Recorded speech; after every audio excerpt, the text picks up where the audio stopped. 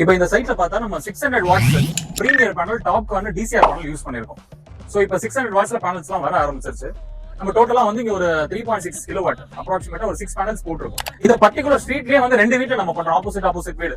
ரெண்டு வீட்லயுமே வந்து நம்ம 600 வாட்ஸ் பேனல் போட்டுட்டு இருக்கோம், பிரீமியர்ல டாப் கார்ன் பேனல்ஸ். இப்போ இந்த சிஸ்டம்ல பார்த்தா இங்க ஒரு எம்டி ஸ்பேஸ் இருக்கு. ஆல்மோஸ்ட் ஒரு 4 பேனல் வைக்கிற அளவு எம்டி ஸ்பேஸ் விட்டுருக்கும். என்ன ரீசன்னா இந்த ஸ்ட்ரக்சர்ல டோட்டலா வந்து 10 பேனல் வைக்கலாம். சப்போஸ் வீட்டோட கன்சம்ஷன் வந்து இன்க்ரீஸ் ஆகுது ஃபியூச்சர்ல, ஏன்னா ஆல்ரெடி இங்க லிஃப்ட் எல்லாம் இருக்கு, ஏசிஸ் இருக்கு, எலக்ட்ரிக் கார் வாங்குறதா சொல்லிருக்காங்க.